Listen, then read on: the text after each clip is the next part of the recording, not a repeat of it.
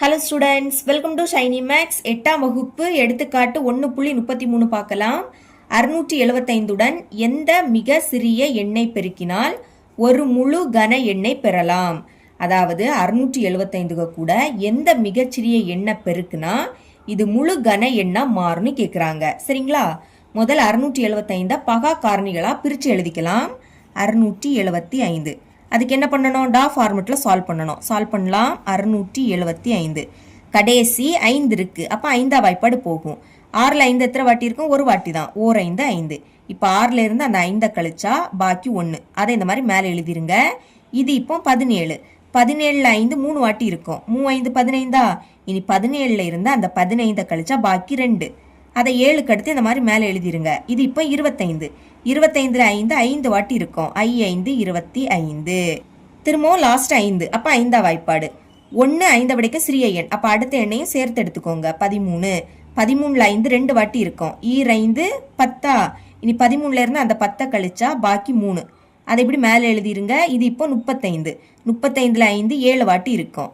இப்போ லாஸ்ட் இருக்கக்கூடியது ஒற்றை எண். அப்போ 3ஆம் வாய்ப்பாடு சால்வ் பண்ணலாம். ஏன்னா 27 3ஆம் வாய்ப்பாடில் வரும். எப்போனா 9 3 27. அடுத்து 9 3ஆம் வாய்ப்பாடில் வரும். 3 3 9. இனி 3 3ஆம் வாய்ப்பாடில் வரும். ஓர் 3 3. இந்த மாதிரி 1 வாரது வரைக்கும் நீங்கள் சால்வ் பண்ணணும். இப்போ சைடில் உள்ளதை பெருக்கல் போட்டு எழுதிக்கலாம். ஃபர்ஸ்ட் இந்த 3 எழுதிக்கிறேன். ஏன்னா சிறிய எண்ணில் இருந்து எழுதலாம். 3 இங்கே 3 வாட்டி இருக்கு. 1 2 3. நடுவில் பெருக்கல் தான் வரும். அடுத்து 5 2 வாட்டி இருக்கு. 1 2. கடைசியில் இருக்கக்கூடிய இந்த 1 எழுதிக்காண்டாம். இங்கே கன எண் அப்படின்னு கேட்குறாங்க. கன எண்ணுனா என்ன? ஒவ்வொரு எண்ணும் 3 வாட்டி இருக்கணும். பாருங்க 3 3 வாட்டி இருக்கு. ஆனால் 5 2 வாட்டி தான் இருக்கு. இங்கே இன்னொரு 5 கூட வேணும். அப்போ தான் மொத்தமாக 3 5 இருக்கும். இங்கே இன்னொரு 5 தேவை. அதை எழுதிக்கலாமா? இங்கு ஒரு 5 தேவை. அப்போ அந்த 5ஆல பெருக்க போறோம். சரிங்களா? இதை சமன்பாடு 1ன்னு எடுத்துக்கலாம். சமன்பாடு 1ல் 2 பக்கமும் 5ஆல பெருக்க போறோம். ஏன்னா இங்க இன்னொரு 5 கூட தேவை. அதால 2 பக்கமும் பெருக்கிருங்க. சமன்பாடு 1ல் இருபுறமும் 5ஆல்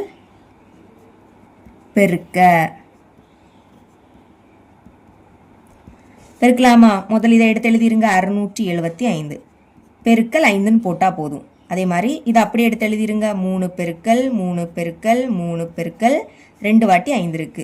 அதை அப்படியே எடுத்து எழுதிக்கிட்டு 5ஆல பெருக்கிறதுனால பெருக்கல் 5ன்னு எழுதிருங்க. இப்போ 675ஐயும் 5ஐயும் பெருக்கலாமா? 675 5 பெருக்குங்க. 5 25. அப்போ 5 பாக்கி 2. இனி 7 35. 35 கூட 2 கூட்டினா 37. 7 இங்க பாக்கி 3 இங்க. 6 30. 30 கூட 3 கூட்டினா 33. அப்போ பெருக்குனா என்ன கிடைக்குது? 3375. இந்த சைடில் உள்ளதை அப்படியே எடுத்து எழுதிக்கலாம். 3 பெருக்கல் 3 பெருக்கல் 3 பெருக்கல் 5 பெருக்கல் 5 பெருக்கல் 5. கன எண்ணுனா ஒவ்வொரு எண்ணும் 3 வாட்டி இருக்கணும். பாருங்க 3 3 வாட்டி இருக்கா? 5 3 வாட்டி இருக்கு. இப்போ இது முழு கன எண்ணா மாறிடுச்சு. 3375 ஒரு முழு கன எண் எழுதிக்கலாம். இப்போது 3375 ஆனது ஒரு முழு கன எண்ணாகும். ஆனா நம்மளுக்கு கொஸ்டின்ல எதை கேட்டிருந்தாங்க? 675 கூட எந்த எண்ணை பெருக்குனா முழு கன எண்ணா மாறும்னு கேட்டிருந்தாங்க. 5 பெருக்குனால தான் இது முழு கன எண்ணா மாறிடுச்சு. இனி அதை எடுத்து எழுதிக்கலாம். எழுதியிருக்க பாருங்க.